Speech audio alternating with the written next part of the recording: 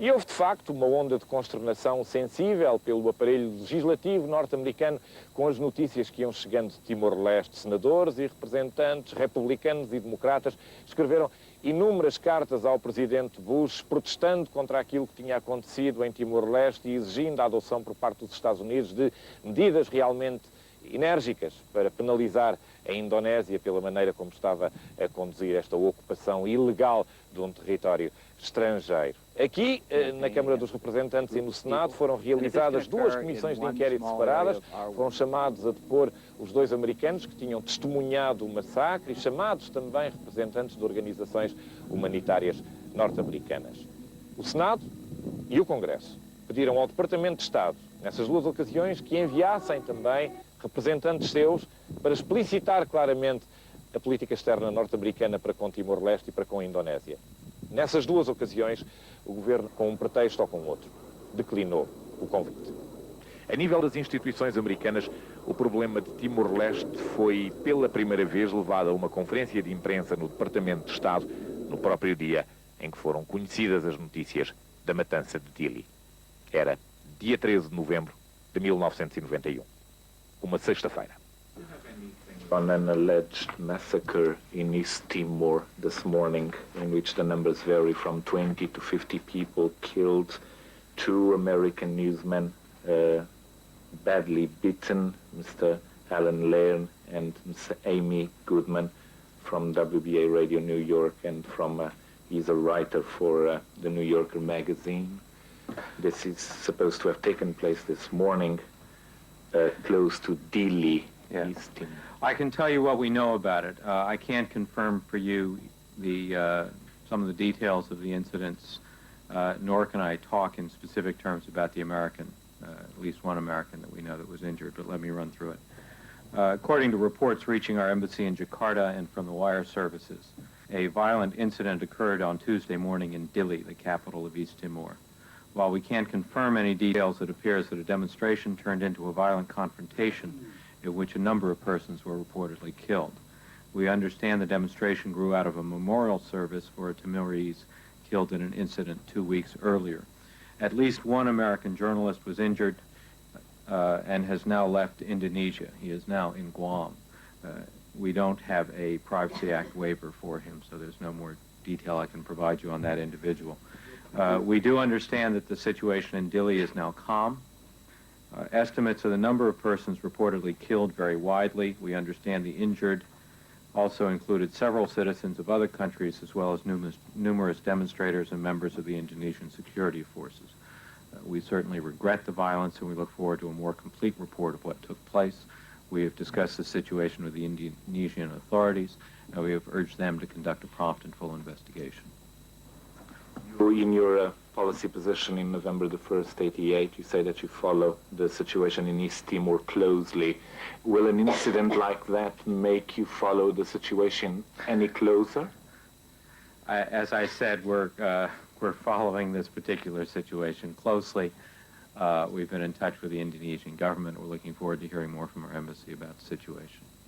Nos dias que se seguiram, os pormenores iam chegando, por vezes, com alguma dificuldade. You updated on the massacre in East Timor. Do you have any figures at the moment?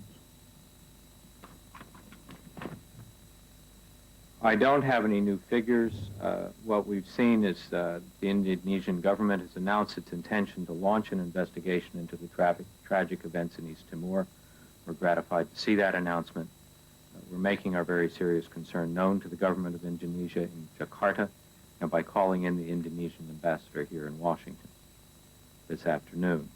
We're urging a prompt and complete investigation, followed by appropriate disciplining of those determined to have used excessive force.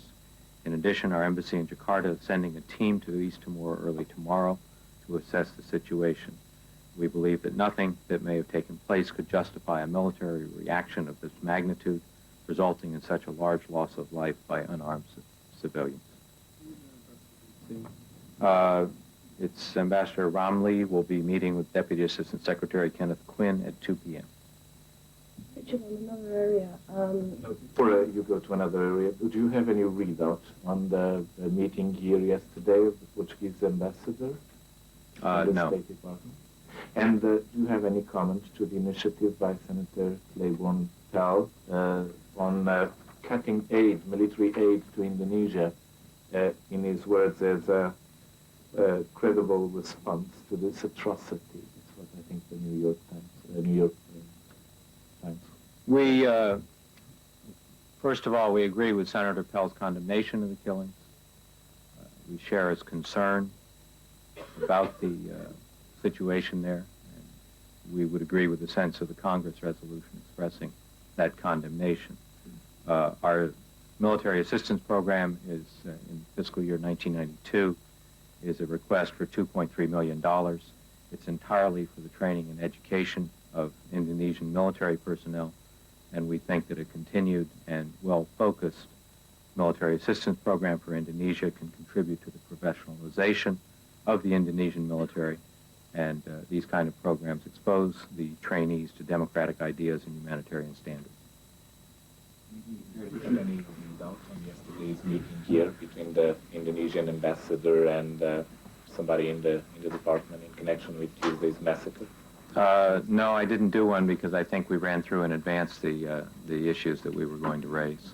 Do you have any further details coming from the mission from the American embassy in Jakarta that is supposed to have gone to East Timor? No, I don't have any further details at this point. I would like to just two comments. Congressman Tony Hall, commenting on the massacres, says, and these are his words, that Indonesia's illegal takeover of East Timor and Iraq's invasion and occupation of Kuwait are situations with a certain parallel. Would the department comment on this? I don't have any further comment on that. Our views of East Timor I think I stated for you the other day. Just one more comment, Richard. Yesterday you said the military aid, which for this fiscal year goes to 2.3 million, I think, to Indonesia, is destined principally to further the aims of democracy.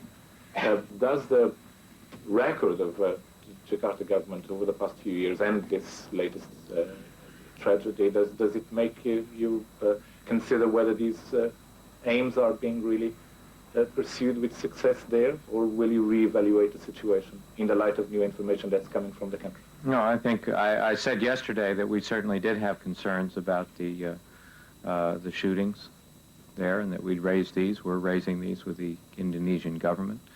When it came to the question of the military training, I said that we believe the program should continue, that it was important to help with the professionalization of the Indonesian military forces. We felt that our training did contribute to greater democracy and respect for human rights on the part of the military.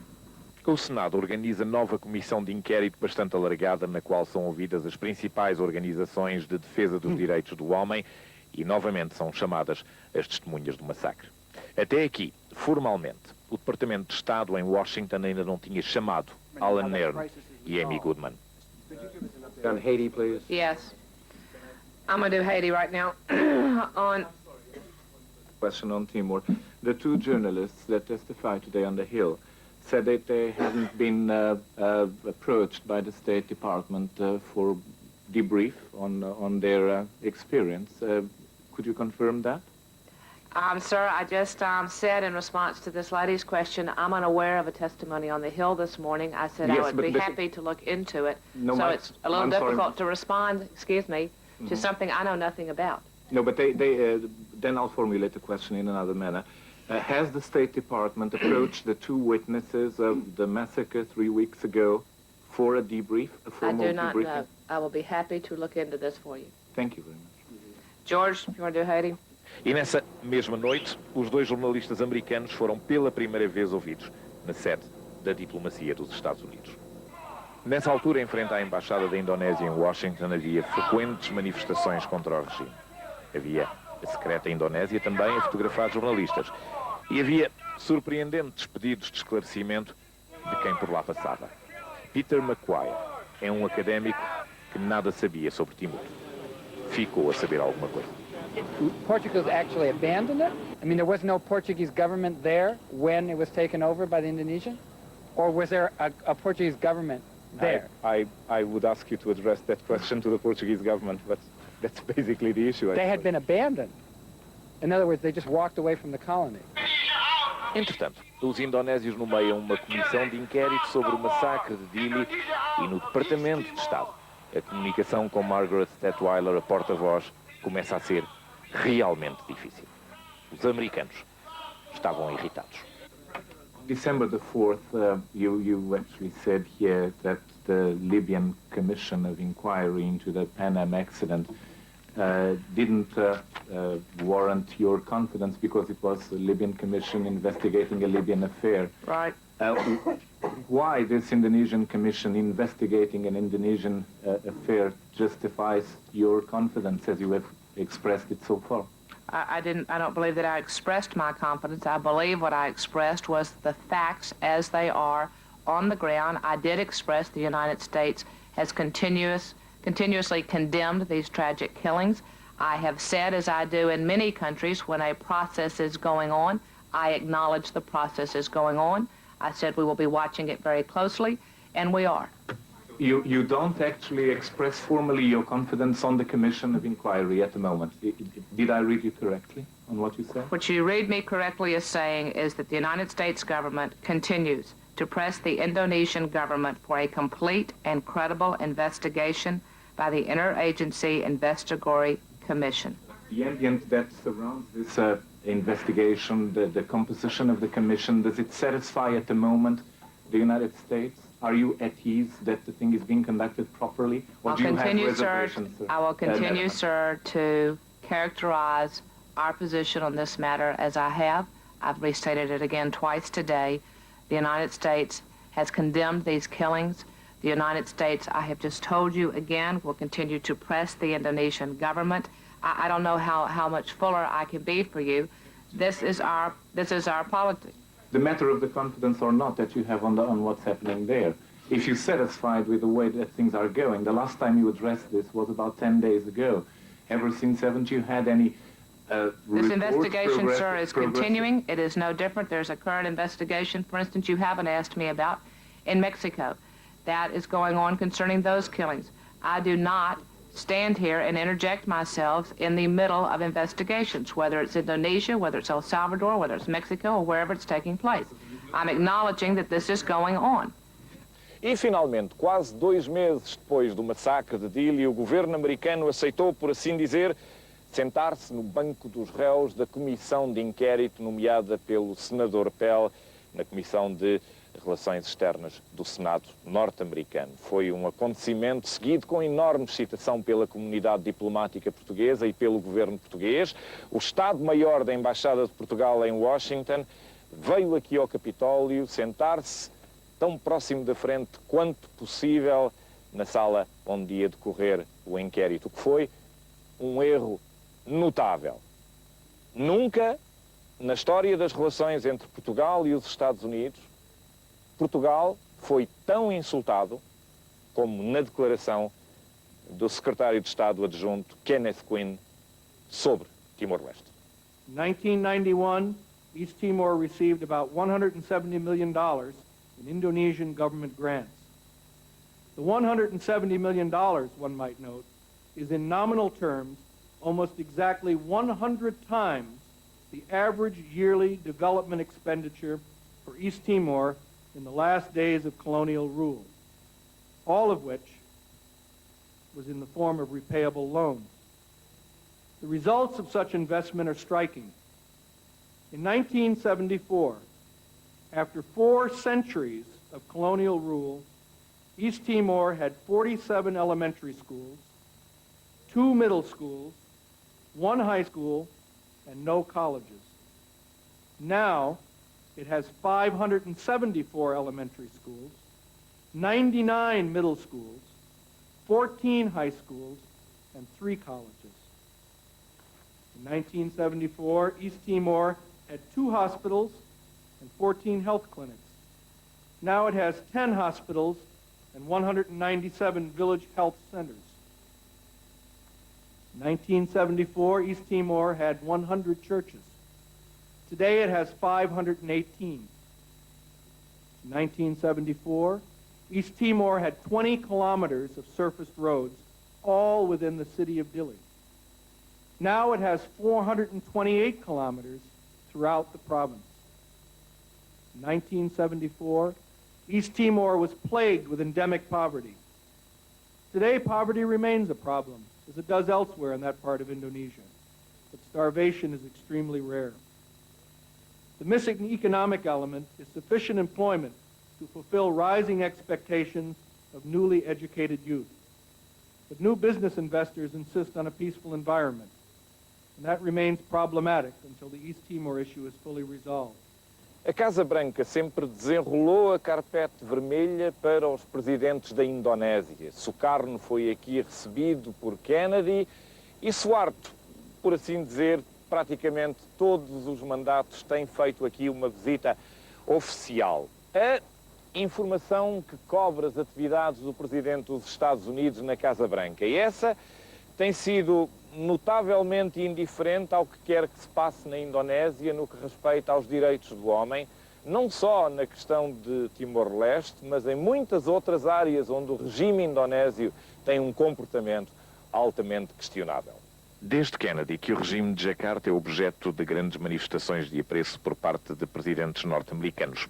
Com Nixon, Ford, Carter, Reagan e Bush a situação não se altera e, de facto, a extrema importância da Indonésia é constantemente exaltada em discursos presidenciais devidamente registados nos anais históricos americanos. E tudo isto a dar corpo à teoria de que os americanos tinham concordado, talvez até encorajado, a ocupação Timor-Leste, em 1975.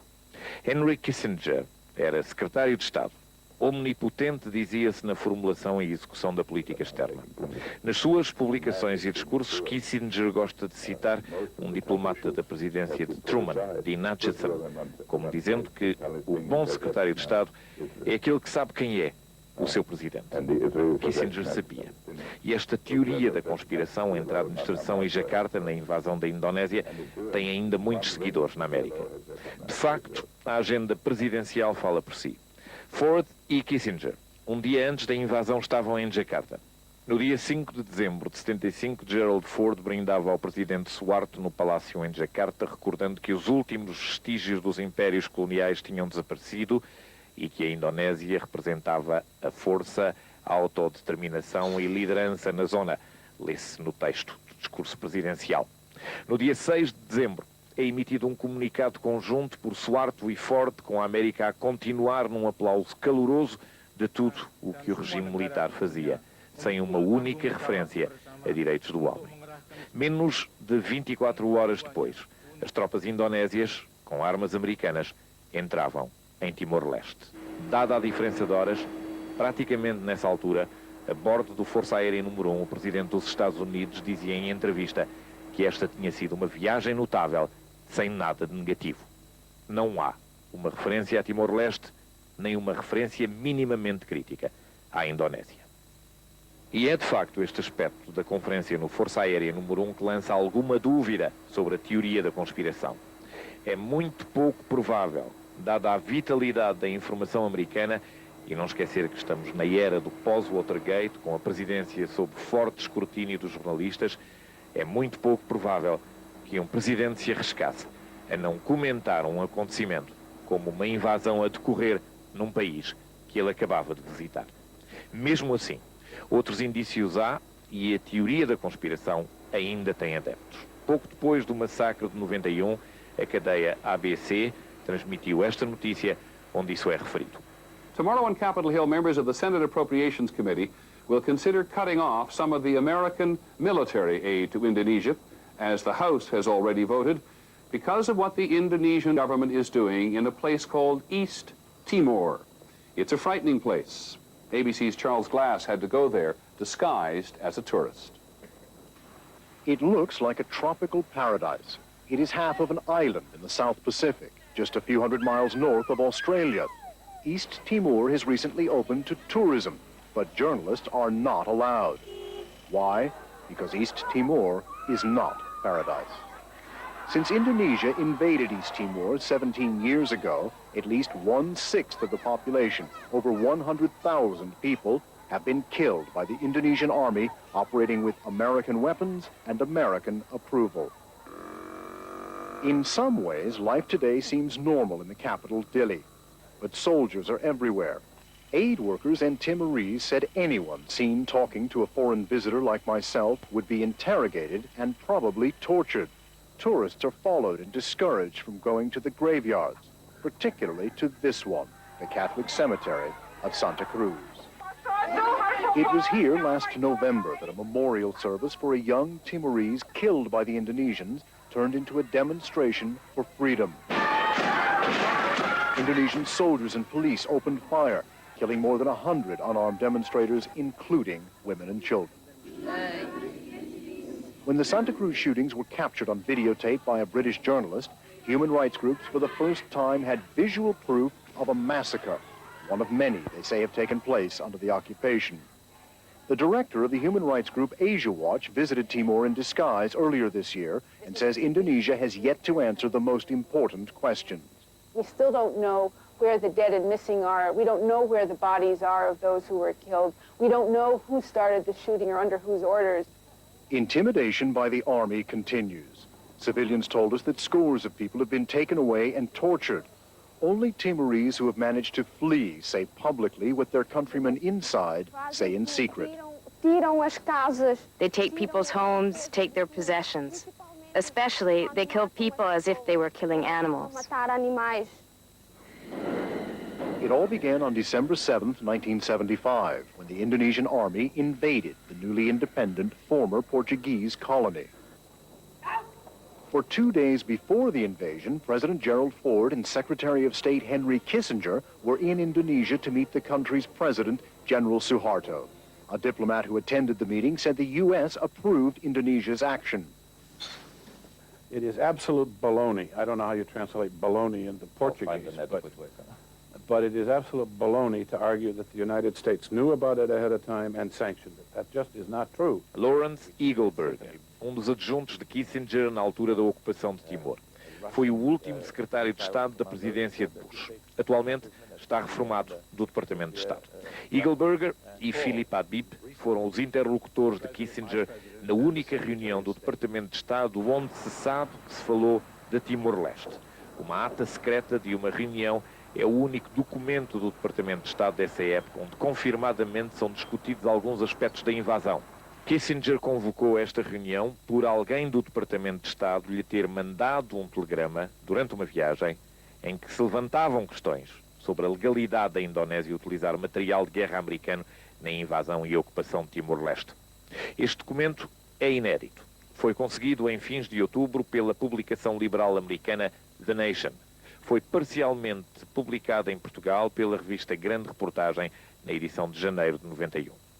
Philip Habib morreu há 2 anos. Henry Kissinger declinou em 2 ocasiões ser entrevistado sobre Timor-Leste. Praticamente toda a documentação referente a Timor-Leste e à Indonésia desse período de Kissinger ainda é classificada. Lawrence Eagleburger foi o primeiro alto funcionário do Departamento de Estado a falar sobre essa ata quando falei com ele, quinta-feira passada. The meeting was quite inconclusive. The record of it was published. Actually, to be totally honest, your part in the meeting, you only say at one stage, no way. So that's the only thing that appeared. It took place on December the 18th, 75. And Secretary Kissinger just to start says, I want to raise a little bit of hell about the department's conduct in my absence. This suggests that although one cannot really assume there was any connivance with Jakarta at all, but one can certainly assume that the invasion worried the department. The way it was conducted worried the department. Can you give us some light on that, sir? I just don't remember enough about it. I can assume. Look, again, when I say it's not high on our agenda, doesn't mean we ignore it. And I suspect, from what you read me of this meeting, which I don't remember, that what happened was, yes, it worried the department, and I suspect Kissinger, on the other hand, was also worried about the way in which we would deal with the Indonesian government. It is, after all, an important government in the area, and dealing with it in ways that don't upset the bilateral relationship at the same time we're trying to deal with the Timor question would, I think, have been something on Henry's mind. Now, that doesn't mean that he was not upset about the Timor issue or wasn't, you know, prepared to try to do something about it, but it is to say, and I would have shared the view at the time, you must be careful how you deal with the Indonesian government. They are important to us, number one, in the area. Number two, if you want to get them to change what they're doing, you have to be careful how you deal with them. I don't remember the meeting, but I would suspect if Henry was unhappy, it was that, in fact, we had not been careful about the way we dealt with the Indonesians. O diretor da secção Indonésia do Departamento de Estado em dezembro de 1975 era Edward Ingram, também já reformado. Was there any arrangement between, this is one of the theories that's run, yes, I know. Between the American administration at the time, Secretary of State Kissinger, namely, and the Indonesian government, President Ford and the Indonesian government? No, there was, to my knowledge, there was none at all. Would you know of it if there was any in your position at the State Department? No, I can't say certainly yes, of course. There are things that no one below the level of Secretary of State knows, but I would expect normally to be aware of it, to be aware of any such arrangement, if there were such an arrangement. I can't conclusively say no, there was no such arrangement, but I can say I knew of none, and I would normally be expected to know of it had there been one. At the same time, obviously, what goes on between foreign ministers is something that we at the lower levels aren't always familiar with, aren't always brought into. But in this case, I can see no reason why we wouldn't be brought into it. One of the problems of the United States is always that wherever we are, someone says you must be involved in the situation because you're observing it. Well, lots of things happen in this world that we don't really have anything to do with. But we have to follow. But we have to admit that that's a very critical area in geopolitical terms, and the time was a very critical period. It was a critical period, but I would question, Indonesia, of course, is a critical area. East Timor was not a particularly critical area, especially when you consider that this was one tiny little colony surrounded by Indonesia, a country hundreds of times the size, and so there was never any question of Fetterland being able to create serious trouble for Indonesia. The disparity was too great. What was your impression of the Portuguese reaction to the invasion? I can ask you the reason why I ask this question, because I've heard from American officials that some of the readings were that there was a relief in Lisbon, that the problem had found some sort of solution.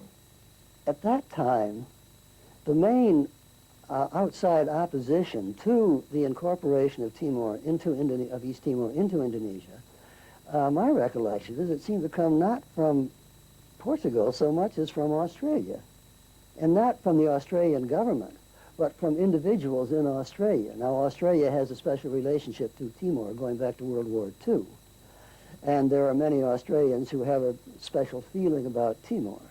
But my recollection, and I think this is... We're going back to 75, 76. Going back to 75, 76, yes. My recollection is that most of the outcry, to the extent there was an outcry, came from Australia. At least the most public outcry came from Australia rather than Portugal. Edward Ingram, diretor do Departamento de Estado, responsável pela Indonésia na altura da invasão. E é assim de habituação em habituação que chegamos à presidência de Ronald Reagan, em que, a 1 de novembro de 1988, é explicitada a política dos Estados Unidos para com Timor-Leste, num texto extraordinariamente ambíguo, que é, de facto, um excelente exemplo de diplomacia. Não reconhece, mas não ignora. Não condena, mas não aprova. Constata apenas. A embaixadora dos Estados Unidos em Portugal, Elizabeth Frawley Bagley, enunciou essa política tal como ela consta no Departamento de Estado, quando foi questionada sobre Timor pelo senador Claiborne Pell na comissão que a confirmou no cargo. The position of the United States government is that the United States accepts Indonesia's incorporation of East Timor while still maintaining that there has not been a valid act of self-determination on the part of the East Timorese themselves. E o que é que esta política significa? Coisas diferentes para pessoas diferentes. Secretário dos Direitos do Homem na presidência de Bush, George Bishop transitou para o Conselho Nacional de Segurança na presidência de Clinton. As you know, the government of the United States considers East Timor to be part of Indonesia, but in East Timor and other parts of Indonesia, one would hope there will be increased respect for human rights. So we think that the matter of self-determination is out of the books for the moment. The United States government back in 1975 recognized the incorporation of East Timor into Indonesia, and that is our position. Entretanto, o drama de Timor-Leste continua a viver-se na América com os seus heróis e desapontamentos também. Desapontamentos como, por exemplo, o dia em que Bill Clinton, no gabinete oval, não fala de Timor-Leste numa altura em que recebia um laureado com o Prémio Nobel da Paz. Human rights also, sir. How do you plan to approach the occupation of East Timor by Indonesia, sir? Could you elaborate on that? How do you plan to approach the problem of East Timor? I don't want to talk about it today. We have discussed it, and we may have more to say about it later. Surpresa também quando, em Washington, o grande Nelson Mandela evita uma pergunta sobre Timor-Leste. Your views on East Timor, sir? That chance to others, please. 2 semanas depois, Mandela visitou Jacarta, a convite de Suharto.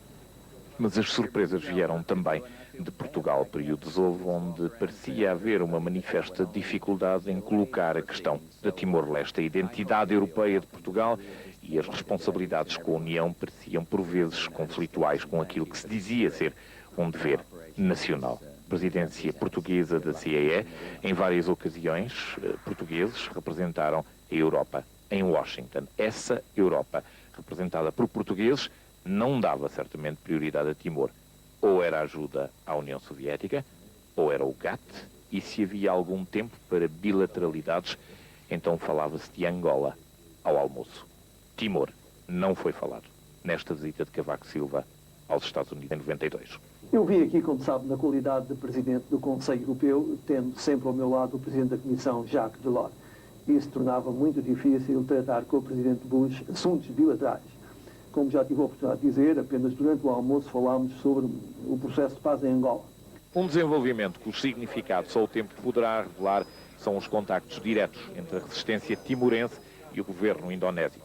Foram diplomaticamente desenhados em morosas negociações com o secretário-geral da ONU, que medeia entre Jacarta e Lisboa.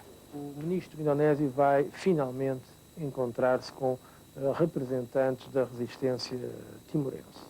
O primeiro encontro foi em Nova Iorque e José Ramos Horta deu conta do significado que ele tinha para a resistência. O comandante Xanana Guzmão, apesar de que ele é preso, eu recebi ordens dele para vir à reunião e recebi diretivas. E o ministro Ali Alata sabe disto. De qualquer modo, é bom que este reconhecimento da existência afinal do nacionalismo timorense tenha tradução prática.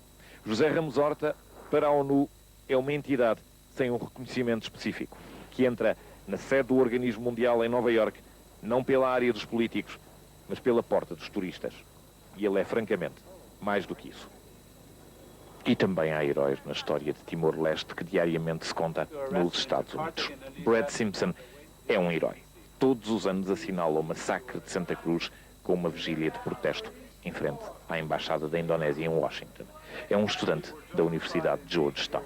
Brad Simpson, este ano, voltou a manifestar-se, desta vez por Clinton ir à Indonésia, e levou a manifestação à sua conclusão mais drástica, recriando o que se estava a passar na Embaixada dos Estados Unidos em Jacarta. Foi detido pela polícia dentro do recinto da Embaixada Indonésia em Washington. Bambang Yarimurti, indonésio, correspondente da revista Tempo de Jacarta, por várias vezes manifestou em Washington a sua preocupação com a ocupação indonésia de Timor-Leste. Uma das vezes foi ao microfone da RTP. A revista foi encerrada e Yarimurti mandado regressar. Michael Ratner, advogado de Nova Iorque, moveu uma ação sem precedentes contra um dos generais indonésios responsáveis pelo massacre de Dili, o general Sintong Panaintang. O general foi condenado pelo Tribunal de Boston pela morte de Kamal Bamadai, de 22 anos, no cemitério de Santa Cruz. Kamal trabalhava para uma ONG australiana, fazia trabalho humanitário em Timor. A ação foi movida pela mãe, Helen Todd. Clinton, este ano, foi confrontado com uma embaixada ocupada em Jakarta durante a reunião dos países da Comunidade Económica da Área do Pacífico. O maior e mais significativo embaraço internacional que o povo de Timor causou aos seus opressores. Clinton vestiu uma camisa de seda da Indochina e cumprimentou efusivamente, como todos os últimos 5 presidentes americanos o fizeram, o ditador de Jakarta. Quando é que a moral dos outros passa a ser também a de todos nós?